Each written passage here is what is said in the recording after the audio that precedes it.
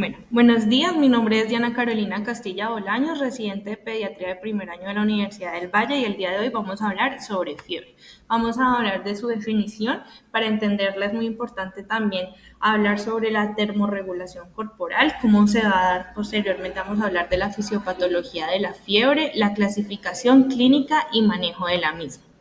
Entonces vamos a definir fisiológicamente la fiebre como un aumento regulado de la temperatura corporal por encima de las fluctuaciones diarias normales que se producen asociado a un aumento del ajuste de temperatura de la temperatura central. Y a nivel clínico lo vamos a definir como una temperatura corporal mayor a 38 grados centígrados. Es muy importante tener en cuenta esta definición fisiológica porque nos va a permitir diferenciarla de otras entidades que aumentan la temperatura corporal, como podrían ser las hipertermias. Entonces, ¿por qué es importante que hablemos de fiebre?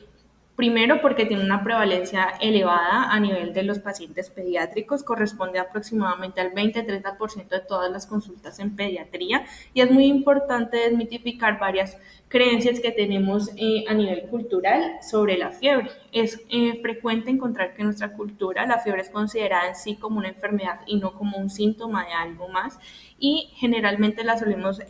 relacionar con gravedad, con el hecho de que podría producir alguna enfermedad o incluso hasta daño cerebral. Por lo tanto, es importante realizar pues un estudio adecuado de qué es la fiebre, conocer su fisiopatología y cómo se debería manejar para poder hacer un adecuado abordaje de estos pacientes y una adecuada educación no solamente a nuestros pacientes y los cuidadores, sino también al resto del personal de salud en algunos casos.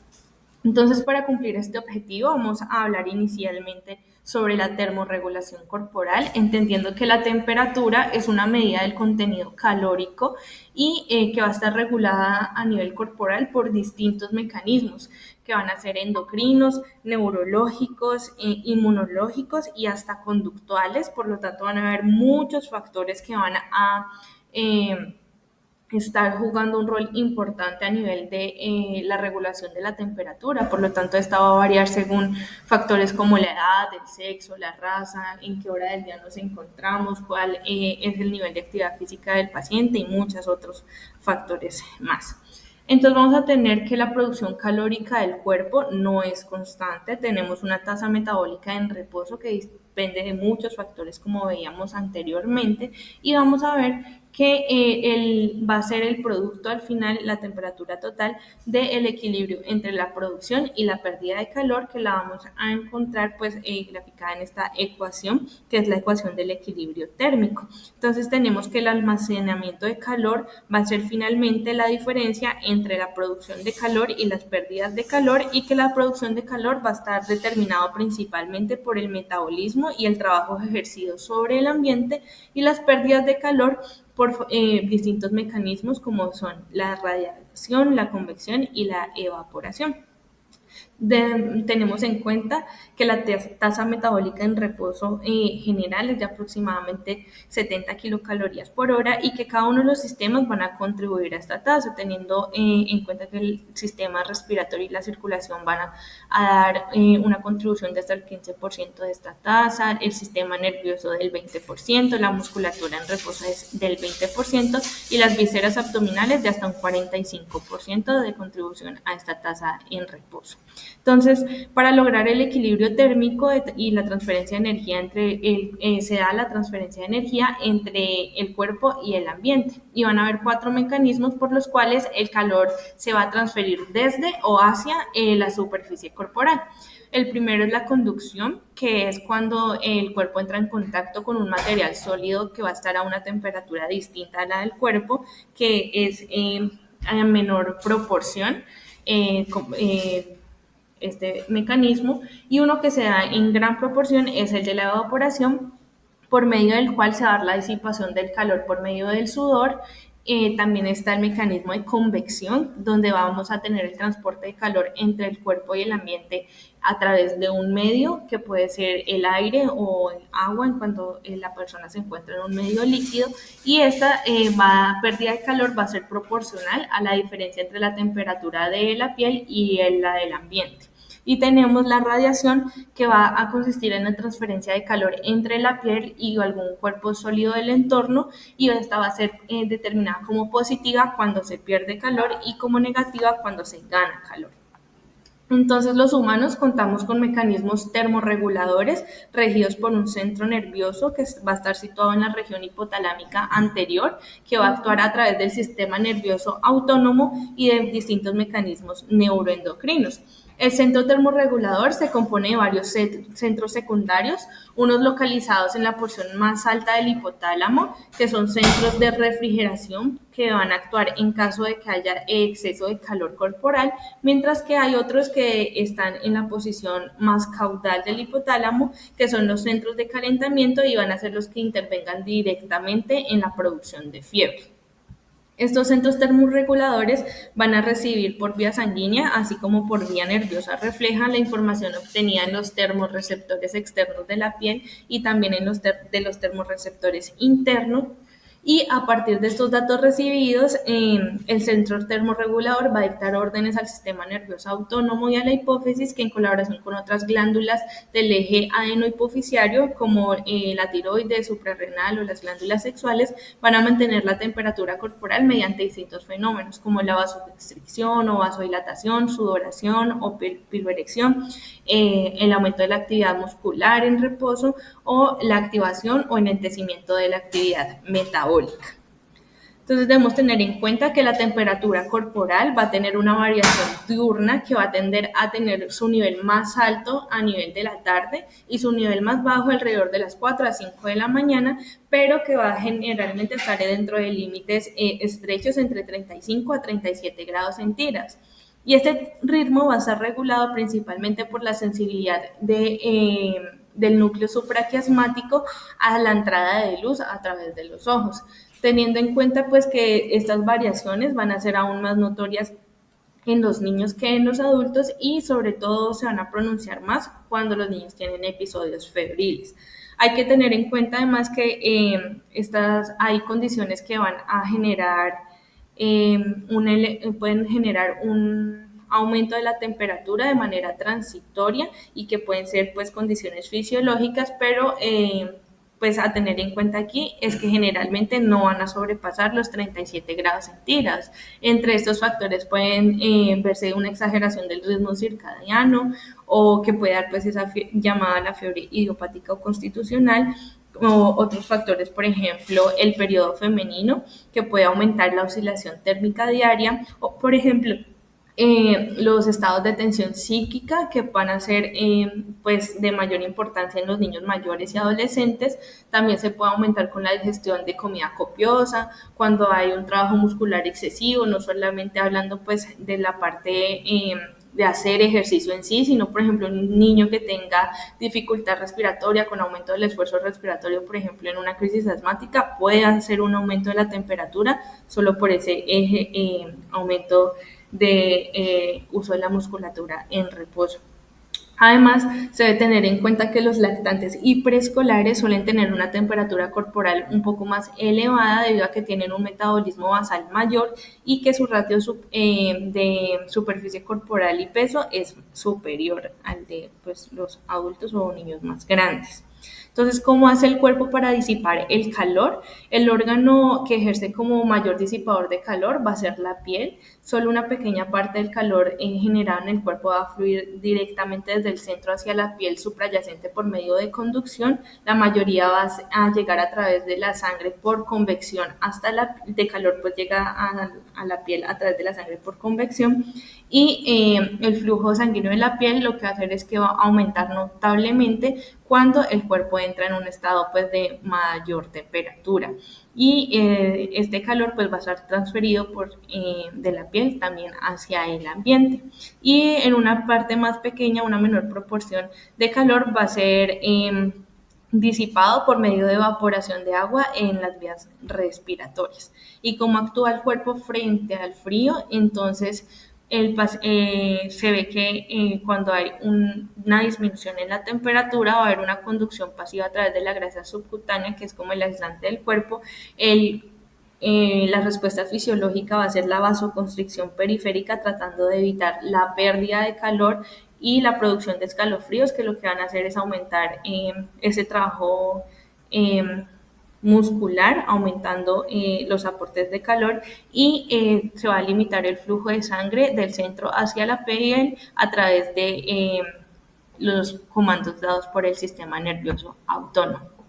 Es muy importante tener en cuenta las siguientes definiciones de alteraciones de la regulación de la temperatura corporal, ya que nos permiten hacer un diagnóstico diferencial de la fiebre. Entonces vamos a definir hipotermia como aquella temperatura corporal que se encuentra por debajo de 35 grados centígrados, febrícula aquella temperatura que se encuentra entre 37.5 y 37.9 grados centígrados, hiperpirexia aquella temperatura corporal cuando sobrepasa los 41.1 grados centígrados, y vamos a hablar de hipertermia cuando el aumento de la temperatura corporal va a estar por encima del punto de ajuste hipotalámico.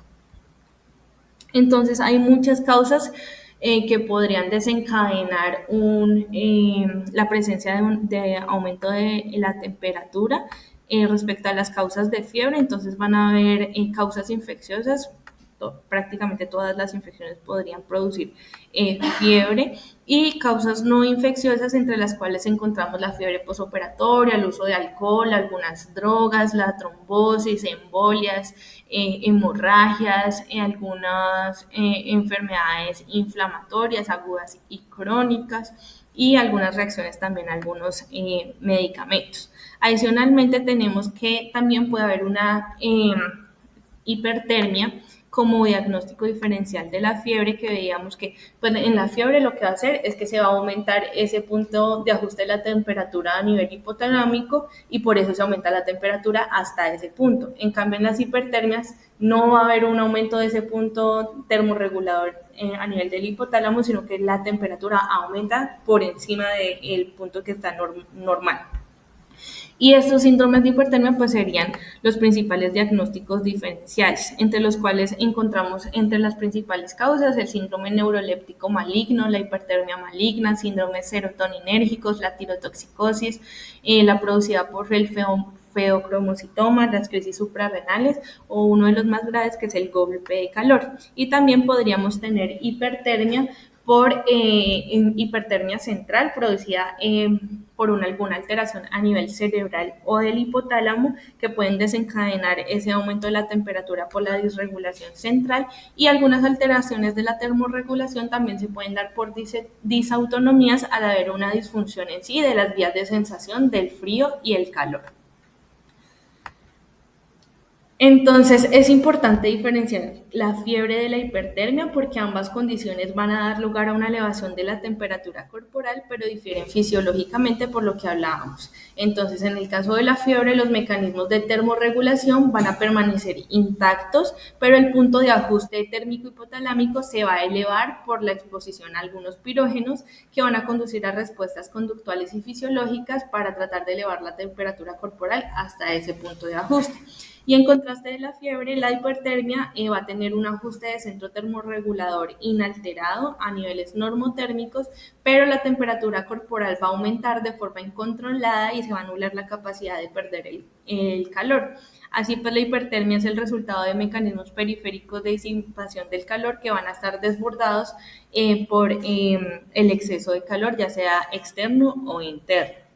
Vamos a tener que la fiebre es mucho más común que la hipertermia, dependiendo de la fase en la que se encuentre el paciente, que ahorita las vamos a ver. El paciente podría estar presentando piel fría, sensación de escalofríos, la temperatura generalmente no sobrepasa los 41 grados centígrados, su tratamiento es con el manejo con antipiréticos, y ya veíamos que pues el punto de ajuste hipotalámico va a estar aumentado, y la mortalidad es pues muy rara. En cambio, la hipertermia tiene una mayor mortalidad,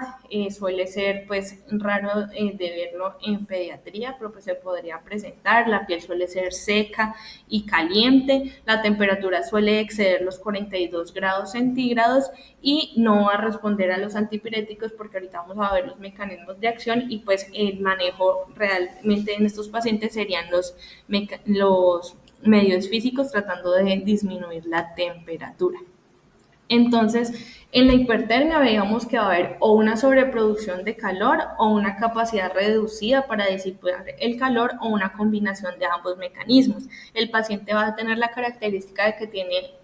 vasodilatación y activación de las glándulas sudoríparas tratando de perder la mayor cantidad de calor posible. Lo podemos encontrar con rubor, una piel caliente, seca, hasta que llega a un momento de una disfunción del sistema nervioso central y va a ser esta hipertermia rápidamente fatal y como veíamos por la fisiopatología pues no va a responder a antipiréticos. Entonces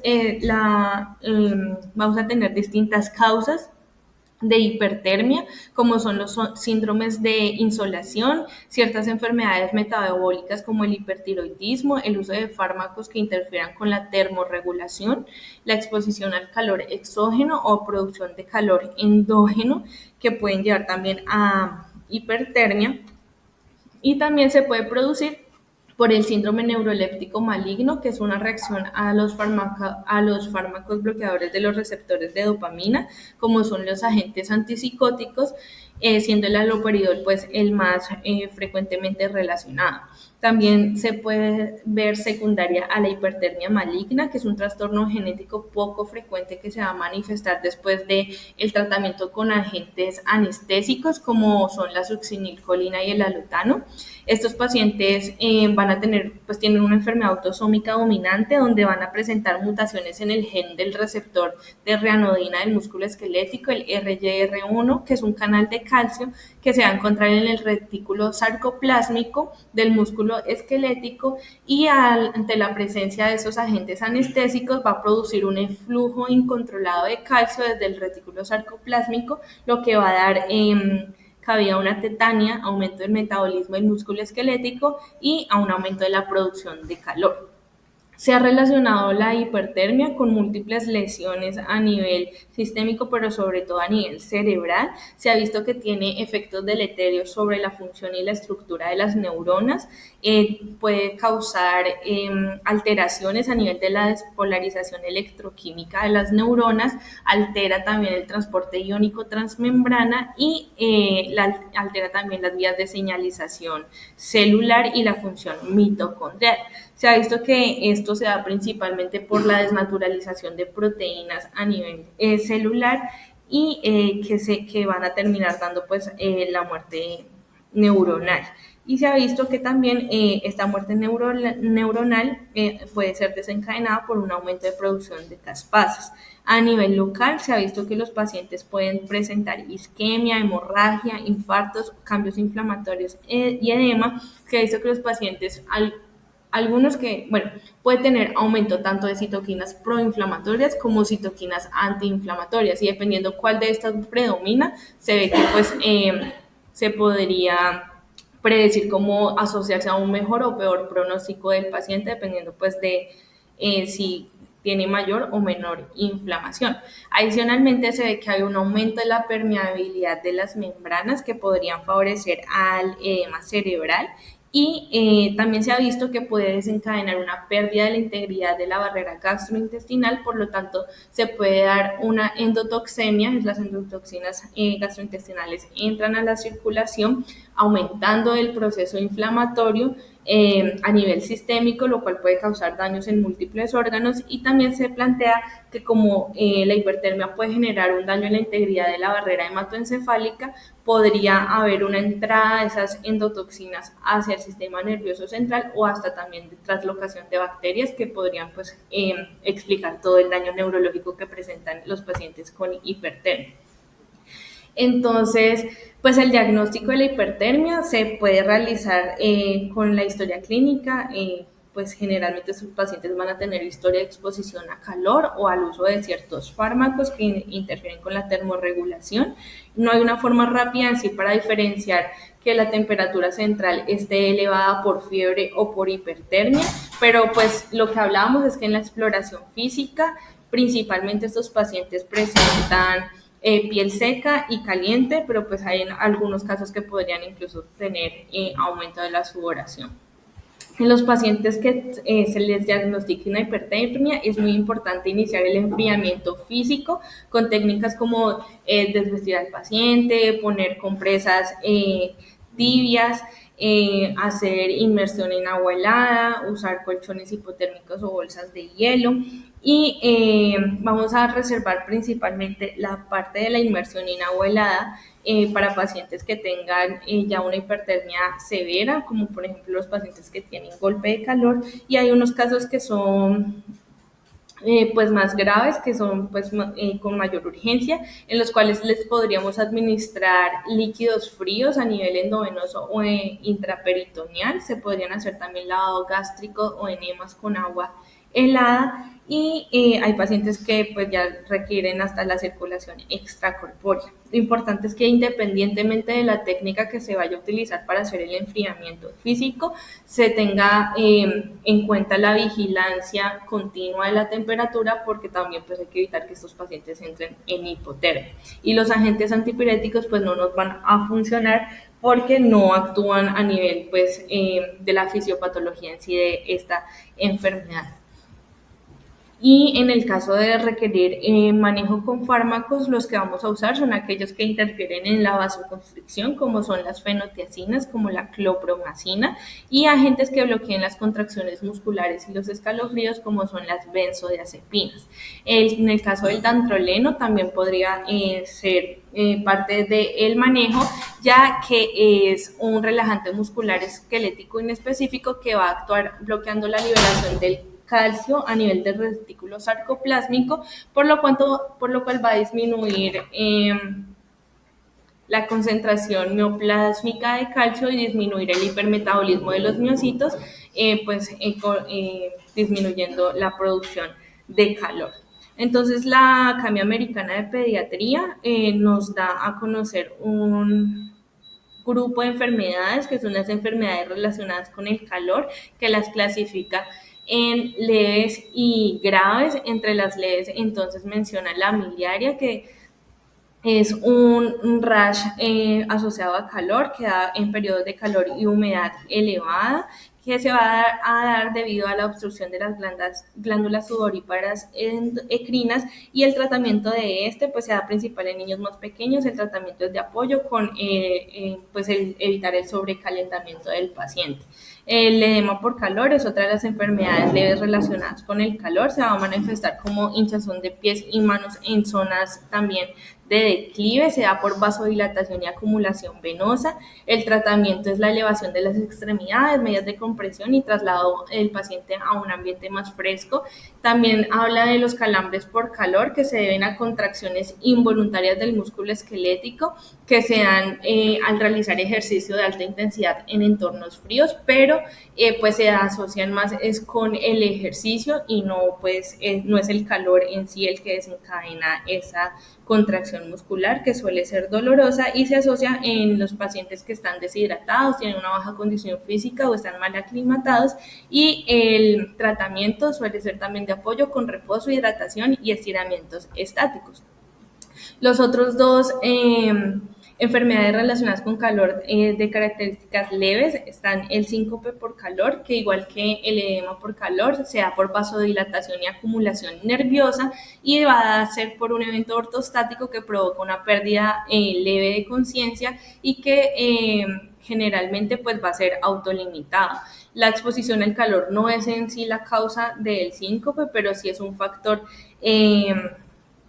que predispone a que se dé el evento, y el tratamiento suele ser poner al paciente en posición supina hasta que haya una recuperación total de la conciencia y los signos vitales estén estabilizados, garantizando siempre la evaluación del estado de hidratación del paciente para ver si hay que dar líquidos orales o endovenosos. Y la última enfermedad relacionada con calor de características leves que nos presenta la academia es el estrés térmico, la cual va a referirse a la incomodidad percibida y el esfuerzo físico que resulta después de una exposición al calor, y suele tener síntomas leves, y es importante tener en cuenta que en todas estas anteriormente mencionadas la temperatura central se va a encontrar dentro de límites normales.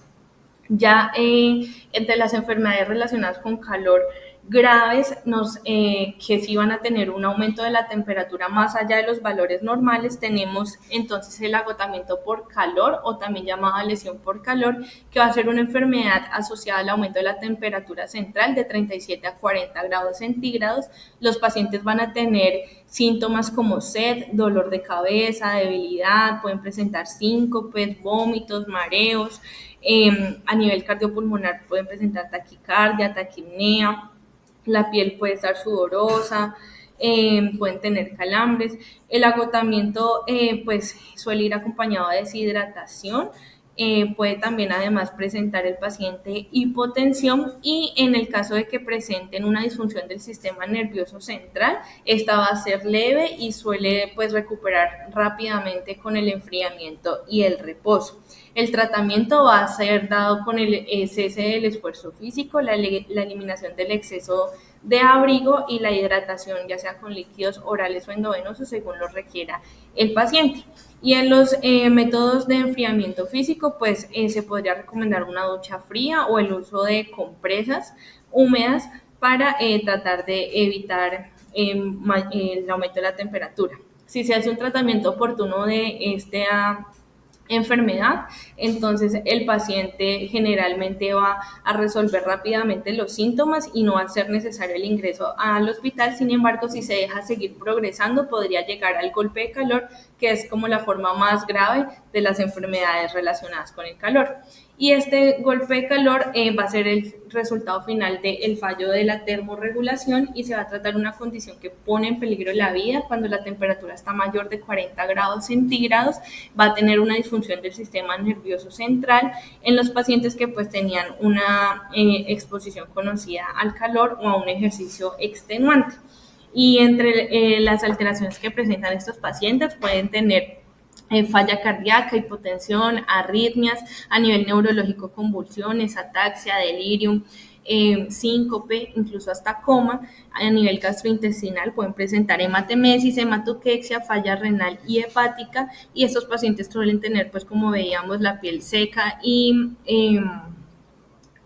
caliente, y a nivel muscular pueden presentar tetania. Entonces, ¿cuáles son las recomendaciones que nos da la Academia Americana de Pediatría para el tratamiento del golpe de calor? A nivel prehospitalario, recomienda pues hacer el ABC en los pacientes, medir la temperatura corporal y realizar procesos de enfriamiento, medios físicos para garantizar el enfriamiento corporal. Entonces nos dice que hay que remover la ropa del paciente, en el caso de que tenga equipo deportivo retirarlo, aplicar compresas húmedas a nivel del cuello, y medir la temperatura y los signos vitales cada 3 a 5 minutos hasta que llegue al hospital. En el momento en que llegue a urgencias es importante hacer el ABC del paciente. En el caso de los pacientes que lo requieran, pues proteger la vía aérea y asegurarla con la intubación. Podría usarse las benzodiazepinas en el caso de que el paciente se encuentre agitado, que presente convulsiones o un exceso de los temblores. Hay que hacer medición de la temperatura corporal. En el caso de que no se haya realizado, remover la ropa y el equipo deportivo, asegurar una monitorización continua cardiopulmonar y de la temperatura mínimo cada 3 a 5 minutos, poner los medios físicos para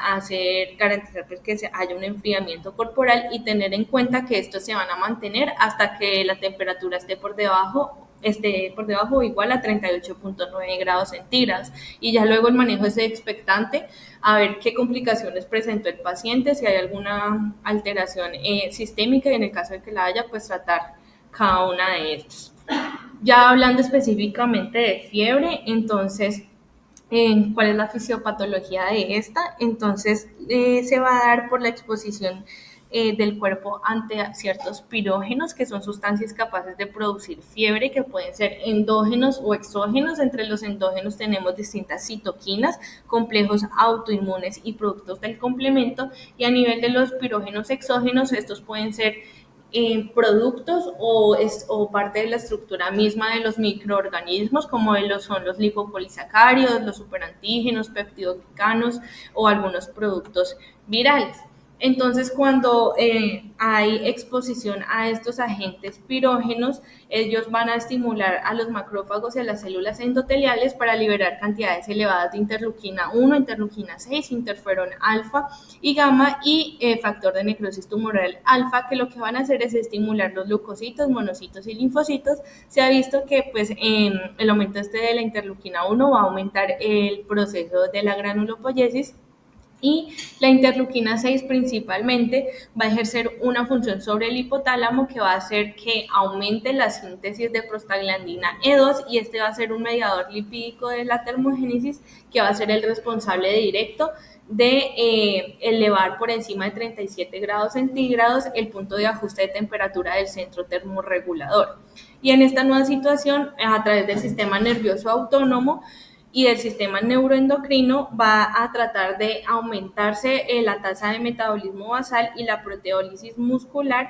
Se va a tratar también de reducir el caudal de la circulación periférica a través de la vasoconstricción arterial, pues para tratar de disminuir las pérdidas de calor y aumentar la producción de calor interno. Y a nivel hepático se ha visto que se van a poner en marcha la síntesis de proteínas reactantes de fase aguda, como son la PCR y la ferritina, y va a haber una disminución de algunos componentes como son el hierro y el zinc. Además, se ha visto que la interleuquina 1 también podría ser la responsable de la somnolencia en los pacientes que presentan fiebre, ya que su aumento se ha visto relacionado con evidencia de aparición de ondas cerebrales lentas a nivel del electroencefalograma. Entonces, ¿por qué la fiebre es importante y por qué, o bueno, qué beneficio nos podría traer? Entonces, pues el hecho de que la fiebre se haya conservado a lo largo de la evolución es como un argumento fuerte para que pensemos que las temperaturas a nivel de la fiebre pues nos van a dar una ventaja de supervivencia. Entonces, se ha visto que uno de los mecanismos en el que la fiebre ayuda al cuerpo frente a los ataques de los patógenos invasores consiste en que tiene efectos directos sobre el potencial infeccioso de estos patógenos. Por ejemplo, a nivel de 40 a 41 grados centígrados van a reducir hasta 200 veces la tasa de replicación de algunos virus y pueden también aumentar la susceptibilidad de las bacterias a la lisis inducida pues, por por el sistema inmune. Entonces, de manera más detallada, cómo se da la fiebre en un proceso infeccioso. Entonces, a través del reconocimiento de patrones moleculares asociados a daños o los patrones moleculares asociados a patógenos, como por ejemplo es el lipopolisacárido por parte de los Toll-like receptors y otros receptores de reconocimiento de patrones, se va a impulsar la activación de las células dendríticas y de los macrófagos, que van a aumentar la liberación de citoquinas y de prostaglandinas.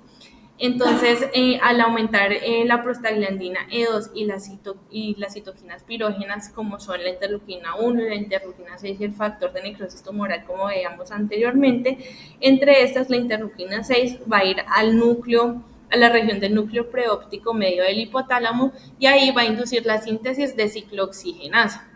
Y esta ciclooxigenasa es la enzima responsable de la producción adicional de prostaglandina E2, que va a ser el principal mediador pirogénico de la fiebre. Además, se ha visto que también juega un rol importante en la producción de la fiebre el receptor activador de NF-kappa beta, el RANK, que va a estar expresado en los astrocitos y que va a actuar también a través de esta vía de COX-2 con prostaglandina E2 para inducir la fiebre. Las neuronas que tienen los receptores 3 de prostaglandina E2 lo que van a hacer es que van a desencadenar la activación del sistema nervioso simpático para aumentar la liberación de noradrenalina, que lo que va a hacer es que aumenta la temperatura corporal al aumentar la termogénesis en el tejido adiposo e induce la vasoconstricción para evitar la pérdida pasiva de calor. Además, se ha visto que la acetilcolina va a contribuir a la fiebre, estimulando los miocitos musculares, induciendo los escalofríos. Esta fiebre, entonces, ¿cómo va a intervenir a nivel del sistema inmune? Entonces, pues tiene influencia tanto a nivel de la inmunidad innata como de la inmunidad adaptativa. En la inmunidad innata se ha visto que estimula la liberación de neutrófilos a través del factor estimulante de colonias de granulocitos. También promueve el reclutamiento de estos neutrófilos a través de el ligando de quimioquina CXC8 y disminuye la función de barrera endotelial de los vasos sanguíneos, permitiendo pues un mayor paso de estos neutrófilos para realizar pues su estallido respiratorio y tener actividad bacteriolítica a nivel local. Se ha visto que también el aumento térmico va a mejorar la actividad citotóxica de las natural killer y induce la expresión de la secuencia A del complejo mayor de histocompatibilidad 1 y también la inducción de la agrupación del receptor NKG2 del complejo mayor de histocompatibilidad 1 en la superficie de las células natural killer. Y también aumenta la capacidad de las células presentadoras de antígenos para apoyar pues toda esa formación de la respuesta inmune adaptativa, mejora el potencial fagocítico de las células dendríticas y aumenta la capacidad de respuesta ante patógenos invasores de los Toll-like receptors, especialmente del 2 y el 4. También induce la liberación de moléculas inmunomoduladoras como el factor de necrosis tumoral, el óxido nítrico y las proteínas de choque térmico, y aumenta la expresión, como veíamos también, del complejo mayor de histocompatibilidad, no solo el 1, sino también del complejo mayor de histocompatibilidad tipo 2, de moléculas coestimuladoras como son el CD80 y el CD86. También aumenta la migración de células inmunes hacia los ganglios linfáticos y aumenta también la presentación de antígenos por parte de las células dendríticas y la inducción de la polarización de las células hacia Th1. A nivel de adaptativo, de la inmunidad adaptativa, entonces vemos que también ayuda a que haya un mayor tráfico de linfocitos a nivel de las vénulas endoteliales hacia los ganglios linfáticos. Entonces favorece la adhesión y el enrollamiento de estos linfocitos dependientes de la L-selectina y también va a ejercer una acción directa sobre las células T dentro de los órganos linfoides, va a desencadenar que haya una mejor estabilidad de la unión con la célula presentadora de antígenos y aumenta la diferenciación de los linfocitos T CD8 para pues finalmente tener una mejor función citotóxica y aumento de la producción de interferón gamma. Clínicamente podríamos clasificar la fiebre pues dependiendo de sus manifestaciones clínicas. Entonces la podemos clasificar como fiebre sin foco cuando es una fiebre que dura una semana o menos, que no tiene ninguna explicación después de realizar una historia clínica de un examen físico adecuados. La clasificamos como fiebre prolongada cuando es una fiebre que excede el tiempo que se espera que dure normalmente según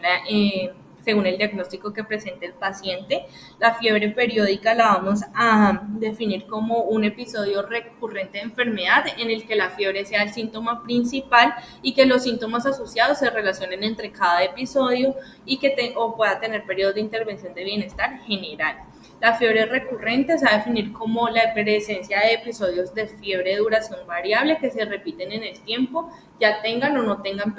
periodicidad y que se den durante más de 6 meses. Y la fiebre de origen desconocido es la enfermedad única de al menos 8 días de duración en la cual haya temperatura mayor a 38.3 grados centígrados, que esté presente en la mayoría de los días de esta semana y que no haya un diagnóstico establecido a pesar de haber hecho historia clínica, examen físico y evaluación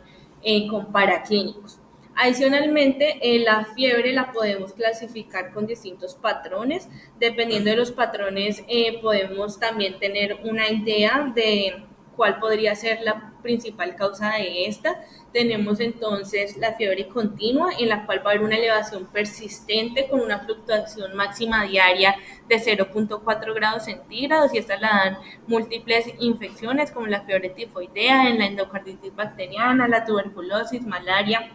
y también en fiebre producida por medicamentos. La fiebre remitente es aquella en donde la amplitud es superior a 0.3 grados centígrados, pero de menos de 1.4 centígrados. Es la que se ve más frecuentemente a nivel de pediatría, no es específica de ninguna pues, infección o alguna causa en sí de la fiebre,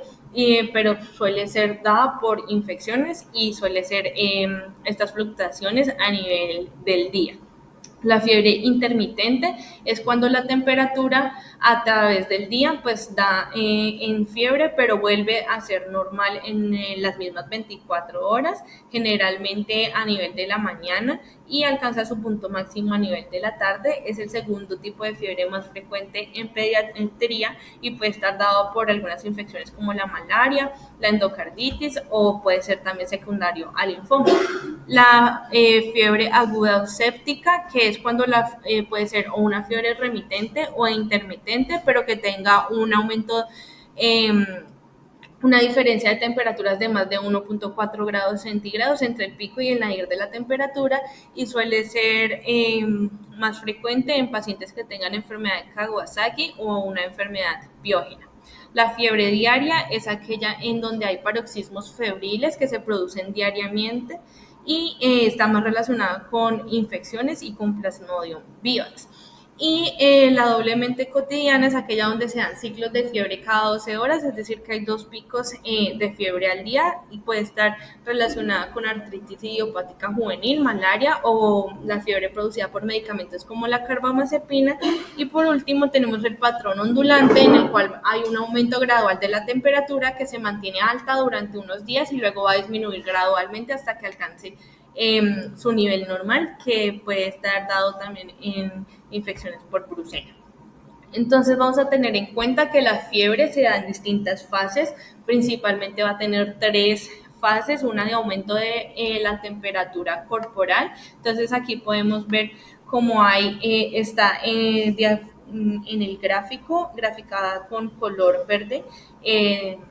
el set point o punto de ajuste de la temperatura, y a nivel de color rojo encontramos la temperatura real del cuerpo. Entonces, cuando ese set point aumenta, dado a que se produjeron, pues hubo el estímulo con los pirógenos, la interleuquina 6 hace que en el hipotálamo pues aumente ese set point a más de 37 grados, entonces el cuerpo lo que va a entender es que está frío. Entonces va a ser toda una producción de cambios fisiológicos para tratar de llegar hasta ese punto de la temperatura, y en este momento pues va a ser el aumento de la temperatura hasta que llegue al punto de equilibrio con el punto de ajuste, que va a ser la segunda fase, que es la estabilización de la temperatura, y posteriormente cuando ya se reduce ese set point a la temperatura normal, entonces va a haber la tercera fase, que es la fase de descenso de la temperatura.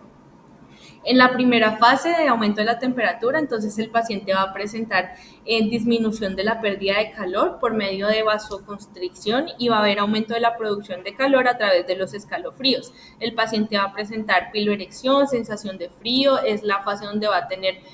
mayor incomodidad, mayor malestar. Podemos encontrar al paciente con taquicardia, taquipnea, aumento de la presión arterial y oliguria. En la segunda fase de estabilización de la temperatura, entonces la producción y pérdida del calor se van a equilibrar, pero en el ajuste hipotalámico más alto, o sea, por encima de los 37 grados, pero justo donde está el set point. Aquí el paciente ya no va a tener escalofrío, se va a sentir un poco más cómodo, pero lo vamos a ver sonrojado, con sensación de calor, con sed. Y en la última fase, que es la de descenso de la temperatura o efervescencia, esta se puede producir por lisis, que es un descenso gradual que dura entre 2-3 días hasta que llegue la temperatura a un nivel normal, o podemos tener una efervescencia por crisis, en la que en pocas horas llega la temperatura a un nivel normal, y en esta fase pues el paciente se va a caracterizar por tener sudoración, descenso del pulso, descenso de la presión arterial y de la frecuencia respiratoria. ¿Qué cambios metabólicos vemos en el paciente que presenta fiebre? Entonces Ahí vemos que por cada grado centígrado que aumenta la temperatura corporal, se aumenta el gasto energético en un 13%. Por cada grado centígrado que aumenta también se aumenta el consumo de oxígeno en un 10 a un 12%, y por cada grado centígrado que aumenta la temperatura se aumentan las pérdidas insensibles de agua hasta un 10%. Además, el paciente con fiebre va a tener un aumento en la producción de glucosa, aumento en los aminoácidos. Ya veíamos que se aumenta la proteína C reactiva, el fibrinógeno, triglicéridos, lactoglobina. También se aumenta a nivel hormonal el cortisol, la CTH, la hormona de crecimiento, la vasopresina, y también van a haber descensos de la albúmina, del sodio, el hierro, el zinc y fósforo. Y a nivel clínico, pues dependiendo de la fase que se encuentre el paciente, podemos encontrar distintos síntomas o signos. Entonces ya veíamos que el paciente puede estar con temblores, mialgias, dolor de cabeza, anorexia, somnolencia, fatiga, puede tener alteraciones a nivel del sistema nervioso central también por delirio, puede tener oliguria, mareo, irritabilidad, taquicardia, taquipnea, aumento o disminución de la presión arterial.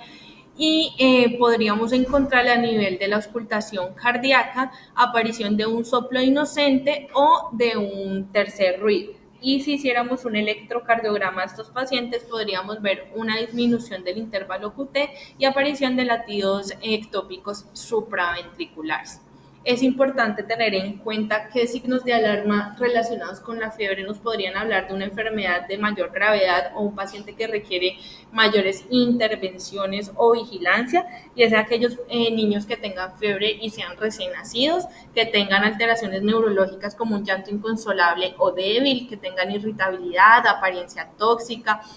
asociación con exantemas, erupciones o púrpuras en la piel, que tengan convulsiones, cianosis o disnea, cefalea intensa o rigidez nucal, que tengan signos o síntomas de deshidratación o diarrea o vómitos persistentes o rechazo a la alimentación. ¿Cómo deberíamos medir la temperatura? Entonces hay distintos lugares corporales en los cuales podemos tomar la temperatura. A nivel axilar, las temperaturas medias son de 34,7 a 37,4 grados centígrados. Las ventajas de hacer la medición a este nivel es que es una medición segura, de fácil acceso y cómoda. La desventaja es que si el paciente llega a tener una vasoconstricción intensa, vamos a tener un falso negativo con temperaturas más bajas. La sensibilidad es de 42% con una especificidad del 70% respecto a la temperatura corporal central. La medida a nivel oral, entonces las medidas de temperatura son de 35,5 a 37,5 grados centígrados. La ventaja es que es de fácil acceso y que tiene una menor variación con respecto a la temperatura central. Sin embargo, pues requiere de la cooperación del niño, puede presentarse en las infecciones cruzadas y en caso de que el paciente sea poco colaborador, podríamos incluso generar laceraciones de la mucosa. La temperatura rectal es el gold estándar, es el que tiene mayor sensibilidad y especificidad con respecto a la temperatura central. Tiene una sensibilidad de 88,6% con una especificidad del 89,6%. La temperatura media es de 36,6 a 37,9 grados centígrados, pero pues tiene la desventaja de que es invasivo, molesto, tiene también riesgo de infección cruzada y no se debe realizar en pacientes que tienen neutropenia. Respecto a la medición timpánica, se ha visto que la temperatura a nivel de la membrana timpánica es representativa de la temperatura central, tiene una sensibilidad del 81% con una especificidad del 85%, y la temperatura media oscila entre 35,5 grados a 37,5 grados centígrados. También hay otros mecanismos de medición invasivos, como son la medición de la temperatura a nivel de la arteria pulmonar con un catéter con transductor que va a registrar los cambios de temperatura a este nivel. Tiene una mayor sensibilidad pues, respecto a la temperatura central, y pueden haber otras mediciones a nivel de nasofaringe, esófago, vejiga, pero en sí la guía NICE lo que nos recomienda es que niños menores de 4 semanas, la temperatura corporal sea medida con un termómetro electrónico a nivel de la axila, y pues en esta guía del 2019 recomienda que en niños de 4 semanas a 5 años se puede tomar con termómetro electrónico o de punta química a nivel axilar, o con un termómetro infrarrojo, pero timpánico. Recordar que esos infrarrojos que son para la frente no son confiables y no deberían ser utilizados a nivel de entidades de salud. Entonces, la fiebre se debe tratar, no se debe tratar y cuándo la deberíamos tratar. Entonces, pues es una pregunta,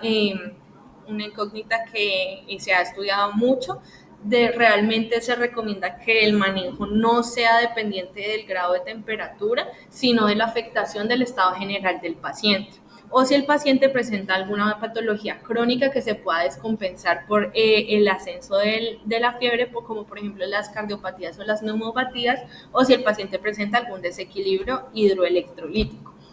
Entonces, ¿qué tenemos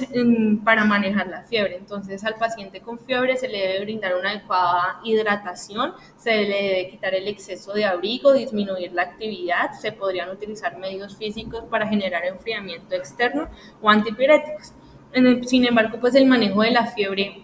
tiene múltiples enfoques, incluso pues entre médicos, a pesar de que existen guías internacionales frente al tema. Es por eso que en el 2017 se hizo una revisión sistemática de la literatura tratando de identificar y evaluar pues la calidad de las guías frente al uso de antipiréticos y medios físicos para el manejo del paciente febril y se centraron sobre todo en las discrepancias entre las guías. Y aquí podemos ver qué guías fueron las que evaluaron. Entonces evaluaron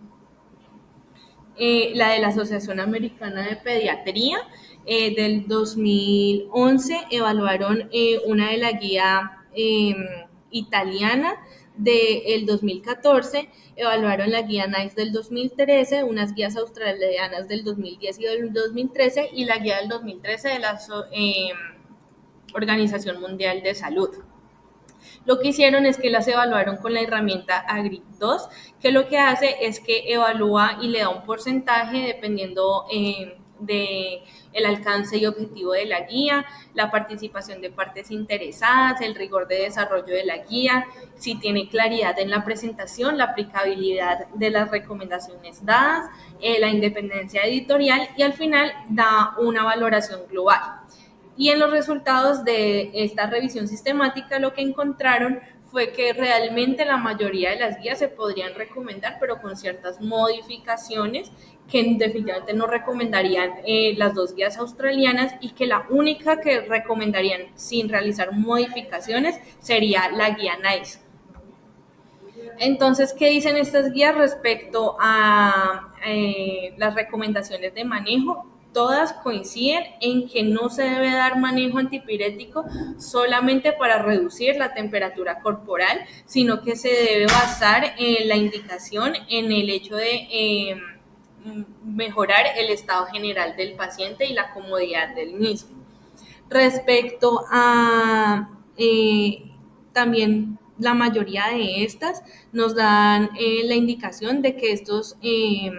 la respuesta al manejo antipirético no va a ser un predictor de una enfermedad grave y respecto al manejo con medios físicos, entonces la única que no lo recomienda es la guía italiana, la guía NICE no lo menciona, pues si no lo recomienda o no, y la guía de la Organización Mundial de la Salud lo que recomienda es vestir al niño febril. Lo que sí dice la guía NICE es que estos niños que presentan fiebre no se deberían ni sobreabrigar ni desvestir completamente solo por el hecho de que tenga fiebre. La guía americana desaconseja el uso pues de los baños con alcohol por el riesgo de intoxicaciones. La guía NICE no hace ninguna salvedad al respecto y la mayoría de las guías recomiendan que no se usen esponjas tibias para el tratamiento de la fiebre. Respecto al manejo farmacológico, todas las guías recomiendan que se use paracetamol o ibuprofeno como primera línea. La guía NICE no hace ninguna salvedad respecto a desde qué edad se podrían utilizar estos medicamentos o cuáles serían las dosis en las que se deberían usar. La guía de la Academia Americana de Pediatría refiere que se podría usar paracetamol por encima de los 3 meses y el ibuprofeno por encima de los 6. La de la Organización Mundial de la Salud recomienda cualquiera de los dos por encima de los 2 meses. La mayoría de las guías recomienda una dosis de paracetamol de 15 miligramos kilodosis y de ibuprofeno de 10 miligramos kilodosis. Y ya en respecto a la combinación de estos medicamentos, la mayoría de guías, incluyendo la NICE, no recomienda la combinación de los dos medicamentos para manejo de la fiebre, pero sí dice que se podrían alternar la dosis de paracetamol e ibuprofeno en el caso tal de que el paciente persista con un mal estado general por la fiebre a pesar del uso de alguno de los dos antipiréticos. Y de la Academia Americana de Pediatría dice que pues no hay suficiente evidencia científica para poder hacer alguna recomendación al respecto. Respecto al manejo con medios físicos, entonces tenemos que estos no los vamos a sugerir de manera rutinaria. Se ha visto que su beneficio adicional respecto al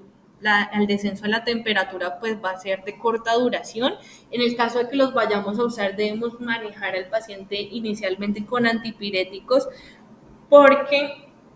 el problema de estos pacientes, como vimos, es que el set point está más arriba de la temperatura normal. Si tú lo que haces con medios físicos disminuir la temperatura, entonces lo que va a entender el cuerpo es que estoy muy frío, entonces tengo que seguir calentándome hasta volver a llegar al set point.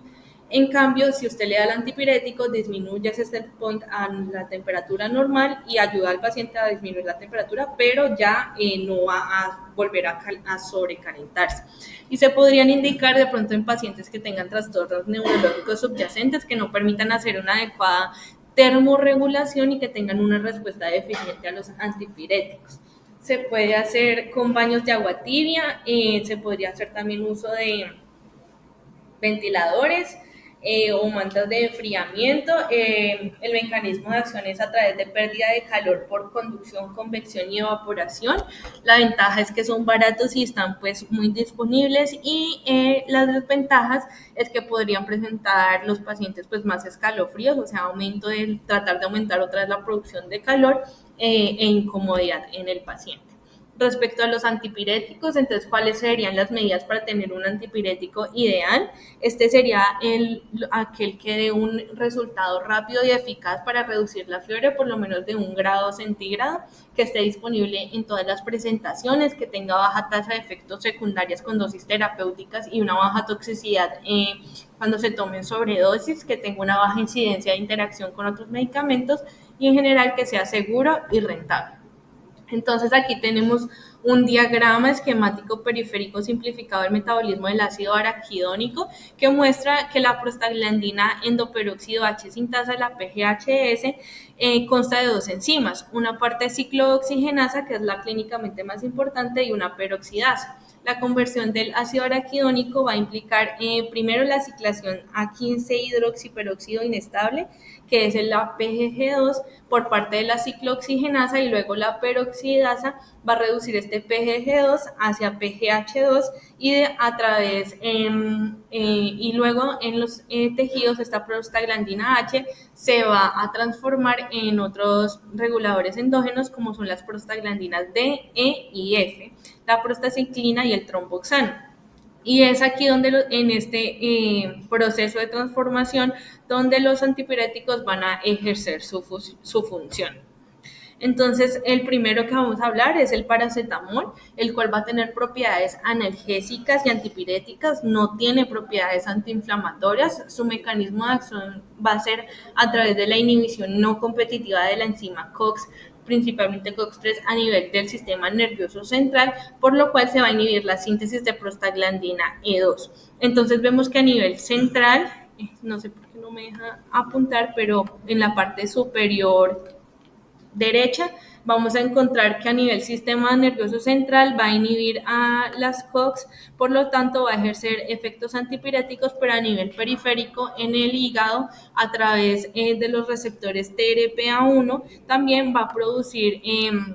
acciones hipotérmicas y efecto antipirético a través de la molécula NAPQ1, que es también el que se ve relacionado con las alteraciones hepáticas producidas por el paracetamol. Y a nivel del sistema nervioso central, va a inhibir el COX principalmente a través del compuesto AM404. La dosis recomendada de 10 a 15 miligramos kilo cada 4 a 6 horas. Su absorción cuando se da vía oral pues va a ser intestinal. El metabolismo es principalmente hepático. Su inicio de efecto va a ser a los 30 a 60 minutos y la eliminación es renal. Se ha visto que pues su principal efecto adverso podría ser la hepatotoxicidad cuando sobrepasa la dosis de 140 miligramos kilo. Y a nivel oral pues vamos a encontrar muchísimas presentaciones. No solamente existe la presentación de 150 miligramos en 5 mililitros, que es la que entrega el Seguro Social, sino que hay muchas otras más presentaciones de muchas distintas concentraciones. Por lo tanto, es muy importante siempre tener presente cuál es la que vamos a usar, o en el caso de que el paciente ya o el papá o la mamá ya tengan una en casa, preguntar cuál es la que le están dando y si pueden que nos muestren tal cual el tarrito o la tableta que están usando para poder saber la concentración del mismo. También viene en presentación parenteral de 10 miligramos mililitros. Pueden haber ampollas de 100 miligramos 10 mililitros o bolsas de 500 miligramos en 50 mililitros o de 1000 miligramos en 100 mililitros. La dosis máxima recomendada de esta parenteral es de 75 miligramos kilo día. Su inicio de acción es más rápido, de 5 a 10 minutos, y tiene un efecto máximo a la hora de administración. Tener presente que los pacientes con intoxicación por acetaminofén pues van a tener distintas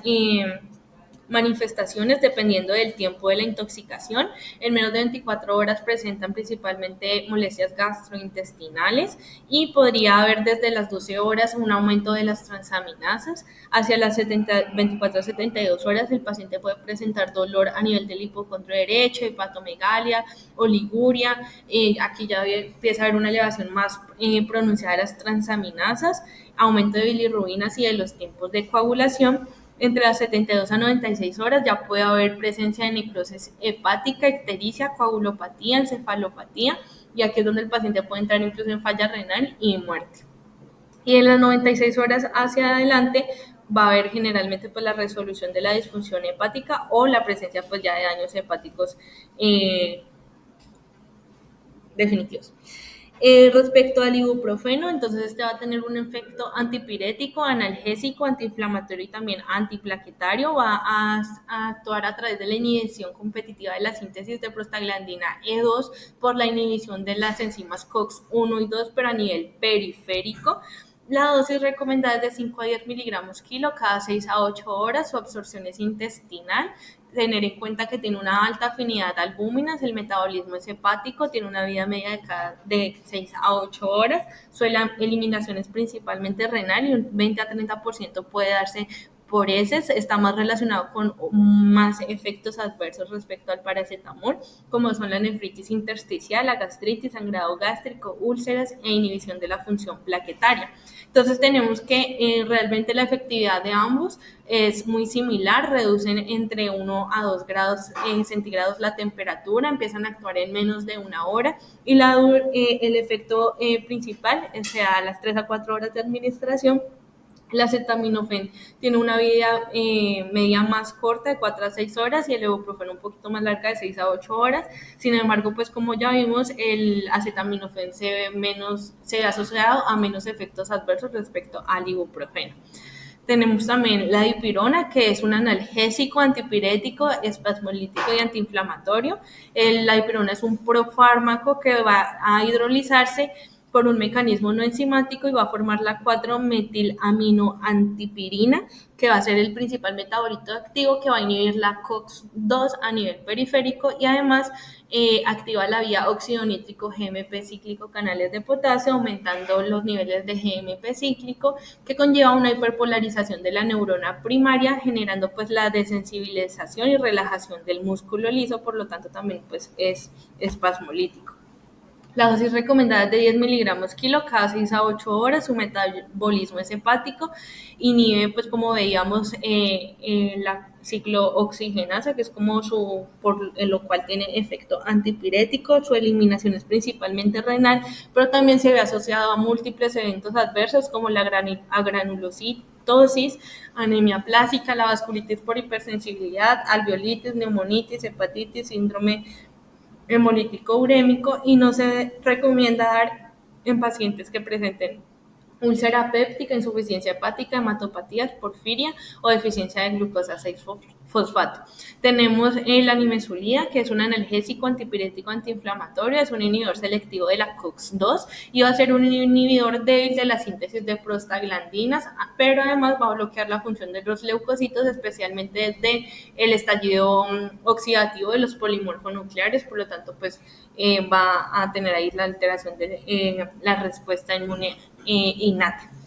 La dosis recomendada es de 5 miligramos kilo día cada 8 a 12 horas. Tiene una alta unión a proteínas, su metabolismo es hepático y su eliminación renal, y puede también relacionarse con eventos adversos, principalmente a nivel gastrointestinal, por síntomas gastrointestinales o sangrado gastrointestinal, y también se puede ver asociado a hipertensión arterial. Recordar que pues también está la aspirina, que no está recomendada en pacientes pediátricos por su asociación con el síndrome de Reye, con alteraciones a nivel neurológico y hepático. Eso era lo que tenía para hoy respecto a fiebre. Muy bien,